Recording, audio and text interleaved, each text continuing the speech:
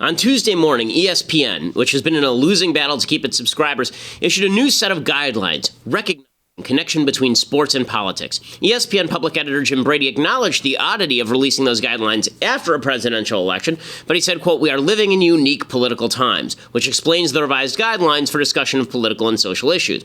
According to ESPN Vice President Craig Benston, he said that Trump's election was the essential factor behind the new guidelines. The first part of the guideline is a recommitment to objective journalism. Quote, "Our audiences should be confident our original reporting of news is not influenced by political pressures or personal agendas," unquote. Of course, that's not going to help much. CNN believes the same thing, and their reporting is slanted heavily to the left. The left's version of objectivity says that a story, once decided upon, must not be overtly political. But this ignores selection bias, which decides which stories are important to cover in the first place. ESPN's heavy focus on Caitlyn Jenner, for example, pushes a political agenda through selection bias as well as political bias.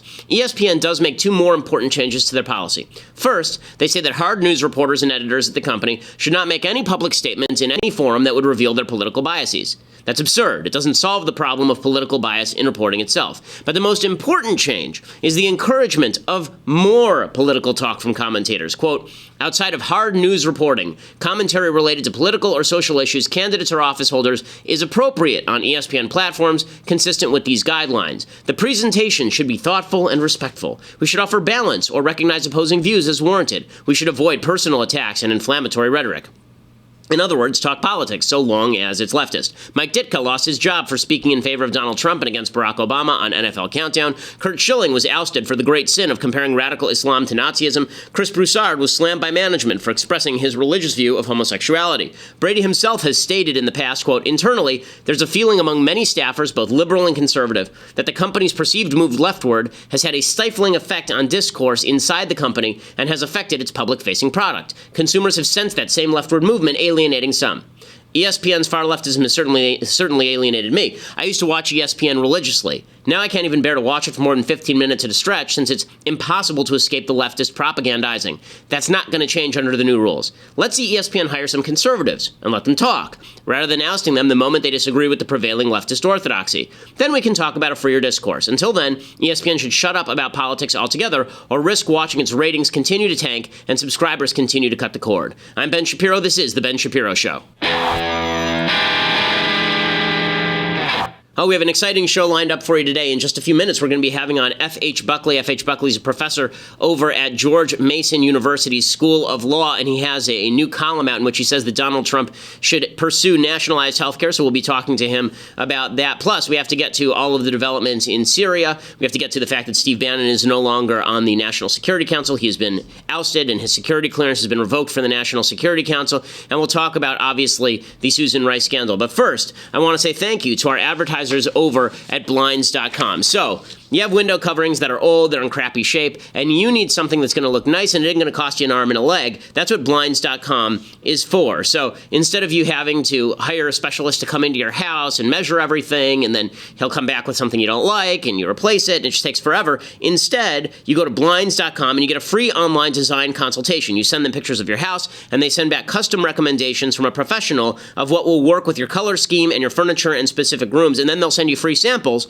to make sure that everything looks the same as it does online, and every order gets free shipping. And then if you mismeasure or you pick the wrong color, then Blinds.com will remake your blinds for free. So if it's your screw up, it doesn't matter. Blinds.com will eat the cost, and they will make sure that you get the blinds that you want. They've made it really easy for you. There's no excuse to have the blinds that look like they're from some sort of ghetto horrible apartment that's destroyed. So make sure that you go over to Blinds.com and check it out. And for a limited time, you get 20% off everything at Blinds.com when you use the promo code Ben. So Blinds.com, use that promo code Ben, and that makes sure that they know that we sent you. And it also makes sure that you get 20% off everything, which is a solid deal since it's already very affordable, competitively priced. Blinds.com, promo code Ben, 20% off everything from full-wood blinds, cellular shades to roller shades. Blinds.com, promo code Ben, and there are some rules and restrictions that apply. Okay, so the media continued to insist that there's nothing going on with the Susan Rice scandal. So yesterday, because I was stuck at the airport all day, we couldn't actually do the show yesterday. But I do want to talk about the Susan Rice scandal and why it's important. So here is the reason that the Susan Rice scandal is important. It's important for three reasons. So to back up, what we found out over the weekend and a little bit on Monday was that basically Susan Rice, who was the national security advisor under President Obama, had been requesting what they call unmasked intelligence reports, unmasked raw intelligence from the intelligence community. In other words, there was a paragraph that would come in, and it would say Russian Ambassador Sergei Kislyak was talking to U.S. Person 1 and said blah, blah, blah, blah, blah, blah. And so she would say, okay, who is U.S. Person 1? I want to know the name of that person. Well, if there was no illegal, nefarious activity at play, then it really shouldn't matter who U.S. Person 1 was. But she was specifically asking for any time there was a Trump administration official, or Trump campaign official rather, and then after his election, a Trump transition official, she was asking that all those people be unmasked. Apparently she had a database, an Excel spreadsheet, in which she was keeping all the information about the various members of the Trump transition team and Trump campaign who had talked to foreign actors, even though there was no accusation, no evidence of wrongdoing, which is targeting. It is targeting. Now, it's not wiretapping because, again, this is all the stuff that the intelligence community was picking up in incidental collection. So I want to be very careful about how we discuss this so that we are factual. It is Susan Rice sort of spying on the Trump administration in the sense that she is using a Trump filter to go through all of the information that's being gathered by the intel community. But that's not the same thing as like in the lives of others where the government says, I want you to go spy on this person. Yeah, it's not what's going on here. At no point did Susan Rice say, I want the intelligence community to go and tap Trump's phone, for example. She said, if Trump's name comes up in the communications, unmask him. Now, the reason that's a problem, it's legal to do that. The reason it's a problem, it's an abuse of power. If you're just keeping tabs on your political opponent so you know their next move, or you're just keeping tabs on your political opponent so that you can presumably leak it out to the press, which is what happened with Mike Flynn, the national security advisor who followed Susan Rice. If that's your purpose, then that is nefarious. It may not be illegal. The leaks are illegal. The unmasking may not be illegal. But if you unmask and then tons of people have access to all this information and then it leaks, that's at least partially your fault. So it is clear at this point that the Obama administration did target the Trump team. They didn't target them with specific wiretaps, but they did target them in reviewing the information. They were looking at it through the lens of what are the Trump people saying and can we use that in any way? As the Wall Street Journal editorial board said, Ms. Rice would have no obvious need to unmask Trump campaign officials other than political curiosity. Also worth noting, Rice lied. So Rice was specifically asked about whether she knew about any of the intelligence gathered on Trump, and she said she didn't know anything about any of the intelligence gathered on Trump. What she actually said was that she knew nothing about surveillance of the Trump team. This also does make theories about the relations between Trump and Russia a lot more strained, because if she was seeing all of the raw intel, and the raw intel had been telling her something really nefarious, wouldn't that have come out already? Wouldn't we know about that already? Wouldn't she be out there on the Sunday show saying, listen, we know a lot of bad stuff about Trump team, and it's going to come out eventually, which is why we need an investigation? But she's got nothing, and the Obama team has nothing. And so they've got a problem on their hands because basically they were monitoring Trump and they came up with nothing. So Susan Rice was on television yesterday, and she came out and she denied that she unmasked the Trump team. Did you seek the names of people involved to unmask the names of people involved in the Trump transition, the Trump campaign, people surrounding the president-elect? Let me be clear. In order to spy on them, in order to expose them? Absolutely not for any political purposes to spy, expose anything. But did you leak the name of Mike Flynn? I leaked nothing to nobody and never have and never would. But let me explain this. First of all, Andrea, to talk about the contents of a classified report, to talk about the individuals on the foreign side who were the targets of the report itself, or any Americans who may have been collected upon incidentally, is to disclose classified information. I'm not going to do that. The allegation... Stop it right there. The idea that Susan Rice would never disclose classified information. This administration was the leakiest administration until now. I mean, it was a super leaky administration, the Obama administration. They continuously leaked American and Israeli national security information. They leaked national security information at an increasingly high rate as the years went on in order to push a political agenda. The idea that nobody in the Obama administration would leak is silly. Also, I like how Susan Rice may be telling the truth here, but I like when she says, I didn't look at any of this for political purposes. Okay, how do you define a political purpose? So maybe she didn't leak it. Maybe she's telling the truth. But there's no way that it wasn't for a political purpose. I mean, obviously, if you come up with no evidence and you're just keeping tabs on people who are coming up in the incidental surveillance, and you're just asking for every update on Trump, why would you do that if it didn't have a political purpose? Really unclear. Rand Paul is right. He says that we need to call Susan Rice in. She needs to testify under oath. The facts will come out with Susan Rice, but I think she ought to be under subpoena, and she should be asked, did you talk to the president about it? Did President Obama know about this? And he is exactly right. Meanwhile, the media are downplaying this. So here's the question. Why are the media downplaying this? You can see a selection bias on TV, right? So selection bias exists on every network. So CNN is now being sued on diversity grounds, I guess, and they're not covering it. The Fox News is in trouble with Bill O'Reilly because there are all these new allegations about sexual harassment by Bill O'Reilly. They're not covering that. Basically, a lot of the networks don't cover stuff that they don't want to cover if it doesn't help them. So Fox News, of course, is all up on this Susan Rice stuff, but they have not been particularly up on any of the Paul Manafort stuff. Meanwhile, the folks on CNN are over the moon about the Paul Manafort stuff, former Trump campaign manager. They're all over the moon about that, but they have nothing to say whatsoever when it comes to the Susan Rice stuff. Now, two things can be true simultaneously. It can be true that there were a bunch of people related to the Trump campaign who were suspiciously close to Russia. It can also be true, by the way, that there's no proof of collusion. And it can also be true that Susan Rice was inappropriately using the power of government in order to keep tabs on her political opponents. But look how the media treat this. They immediately dismiss the scandal. And then they wonder why people think there's media bias. Here's Don Lemon basically dismissing this out of hand. Clip 4. The Washington Post today calls the latest claims about Susan Rice anatomy of a fake scandal ginned up by right-wing media and Trump. So let us be very clear about this. There is no evidence whatsoever that the Trump team surveilled or was spied on illegally. There is no evidence that backs up the president's original claim. And on this program tonight, we will not insult your intelligence by pretending otherwise, nor will we aid and abet the people who are trying to misinform you, the American people, by creating a diversion. Not going to do it.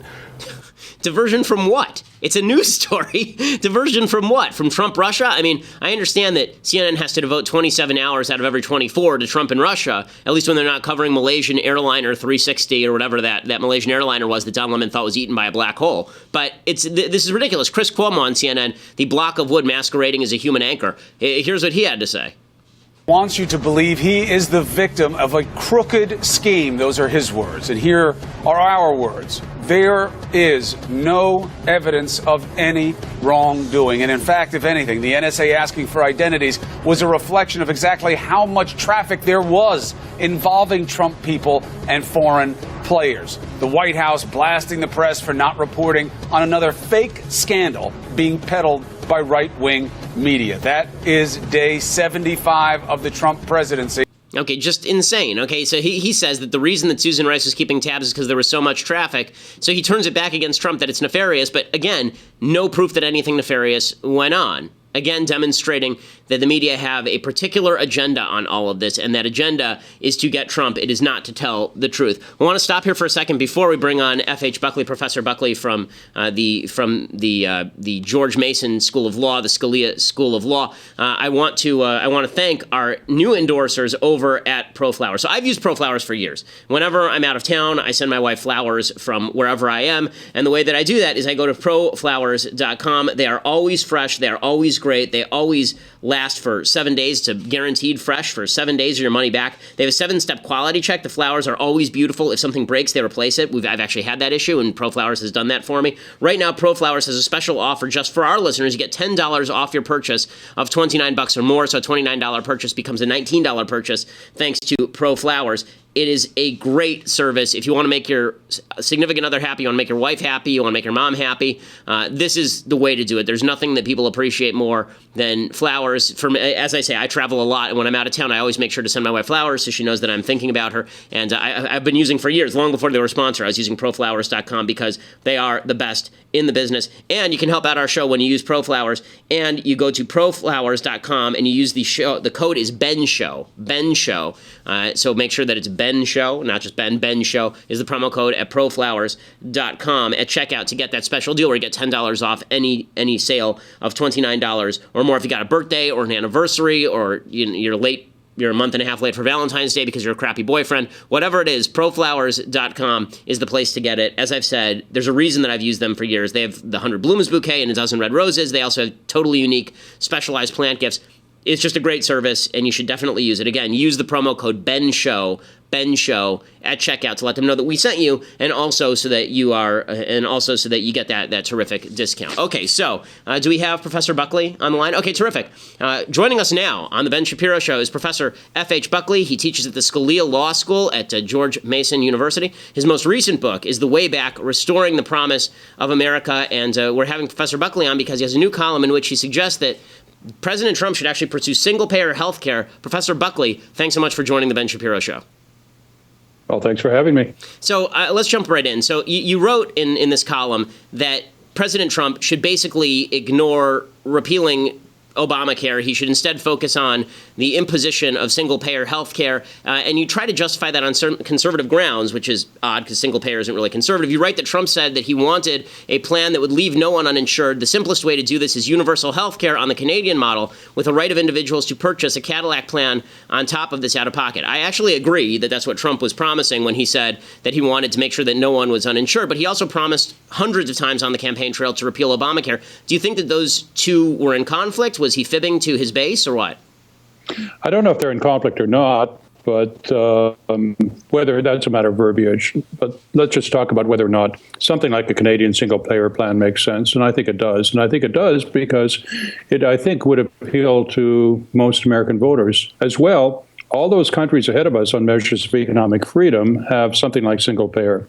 So if one's worried about economic liberty in America, as one should be, it's not about single payer. It's about a whole bunch of other things that tend to get ignored. Okay, so I agree with you. There are a lot of other things that tend to get ignored, but to say that single-payer healthcare is not an imposition on American freedom is just not true. It creates massive bureaucracies. It creates rationing, as it does in Canada. I think that the best framework for thinking about this is that, as Dan McLaughlin at National Review said, you can have affordability, universality, and quality. You can have two out of those three. You can't have all three. And universal healthcare, unless it's inordinately expensive, is not going to be particularly great quality. But, you know, instead of arguing over the merits of universal health care, I want to ask you, because you were a conservative. I disagree with everything you just said, by the way. But okay, that's well, go ahead. That's fine. If you want to argue with that, go for it.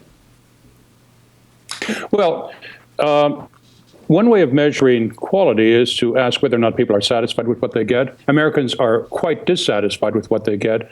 The country whose citizens are most satisfied with what they get is in fact, Canada. I want to talk a little bit about what Professor Buckley wrote here. He basically made the case, and he was a conservative. Professor Buckley portrays himself as a conservative, so I want to ask him the question. But he wrote in August 2016 that Trump was actually more conservative than a lot of the conservatives who didn't support him. And I don't want to, hit him while he's off the air here. But the fact is that measures of satisfaction are not a particularly good measure of whether a system is good or not. Americans are highly satisfied with Medicaid, and there are no improved health outcomes from Medicaid. But Professor Buckley, I didn't want to hit you while you're off the air there, but I would just argue that the measure of satisfaction is not, in my view, a good one, because Americans are virtually everyone is satisfied with welfare systems. It's very rare that people are dissatisfied with stuff that they think they're getting for free. Yeah. Well, another question to ask is there any movement in any of these countries to get rid of what they have? You turn to some of the most conservative politicians around, the people in Stephen Harper's cabinet, for example, in Canada, they wouldn't want to touch it at all. What they would want to do is tweak it with respect to things like wait times. You can make that better. There are a lot of things you can do to make it better. It's a very different kind of playing field now than it was when these things were introduced. But in general, I think what I'm arguing against is a certain libertarian view that entitlements are the problem. And entitlements, you know what that is? That's ordinary Americans. That's regular Americans. It's services provided by the government. And in fact, Americans would not be satisfied with anything less than all people are covered. I think that you cast kind of a libertarian streak as something that is out of line here, but again, I think that that's a more traditionally American view, traditionally conservative view. So do you think it's conservative? Let me ask you this. Do you care about the term conservative at all when it comes to President Trump? Because you wrote in August 2016 that President Trump was more conservative than conservatives who didn't support him, and you talked about entitlements in that column for the New York Post, and you said that America has, quote, a deeper kind of rot of departures from the rule of law, of corruption, of a regulatory state on steroids, of a constitutional structure that lacks a reverse gear and that has given us wasteful laws that seem impossible to repeal. I totally agree with all of that. But if you're talking about wasteful laws that seem impossible to repeal, adding new entitlements are the definition of that. And if you're talking about a regulatory state on steroids, then a massive new entitlement that regulates how people obtain their health care is the definition of a regulatory state on steroids. Well, in fact, you've got all of that with respect to the present system. You have that with respect to Medicaid, Medicare, and so on. You also have a really perverse incentive with respect to employers who are obliged to carry insurance. That makes them non-competitive with respect to companies in, say, Canada, which don't have that kind of burden. So not only is it good for Americans to have something like this, but it's also a jobs creation plan. It's really win-win. So do you think that, I have a question. Why don't get hung up on what else one have to do to shrink the state. Considering that is the vast majority of the budget is these massive entitlement programs, it's very difficult to say that it should be cut. Unfortunately, I think we lost Professor Buckley there. Not much we could do. Bad connection. But my big question to Professor Buckley is basically, I understand that people want Trump to remain in power, but if they think the Democrats are going to work with Trump and they think that socialized health care is conservative, then why not just become a Democrat? I mean, if the point is just we're going to create a new economic nationalism that involves adopting every socialist position, then why not just do it outright? And that is the big question, I think, that remains. Okay, so in other news, I have a bunch of other news that I want to discuss here, but for that, you're going to have to go over to dailywire.com. We're going to be talking about this amazing Kendall Jenner Pepsi ad. We're going to be talking about what's going on in Syria. We're going to be talking about Bannon's ouster. So Bannon has just been basically ousted from the National Security Council. I'll explain why that happened and what that means and why that's a good thing. And we'll talk about all of that, but you have to go to dailywire.com to do that. Dailywire.com, $8 a month will ensure that you can get a subscription to dailywire.com. Means you see the rest of the show live. It means you can be part of the mailbag in a couple of days. Right now, if you subscribe annually, you get a free signed copy of our very own Michael Knowles' best-selling book thing, Reasons to Vote Democrat, a comprehensive guide. It is a massive bestseller, and it is a great gag gift that you can give to your friends. So go and check that out over at dailywire.com or listen later to iTunes or SoundCloud for the rest of the show. We are the largest conservative podcast in the nation.